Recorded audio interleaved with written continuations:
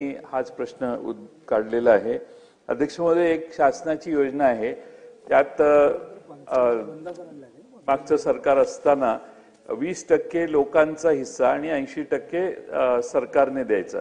माझी विनंती आहे की हा 20%ने काही प्रतिसाद मिळत नाही, त्यामुळे 20% हिस्सा रद्द शासनाने करावा आणि 100% शासनानेच या जमिनी करून द्यावा। शेवटी आपल्या राज्यातली ही जमीन सुपीक असणारी जमीन खराब झालेली आहे आणि म्हणून शासन 20% हिस्सा रद्द करून 100% शासकीय खर्चाने इरिगेशन जे खाजगी लोक करतात, म्हणजे आपल्या कॅनल खालचं मी म्हणत नाही, ते सरकारने निर्णय घेतलाय, तसं सरकार करेल काय?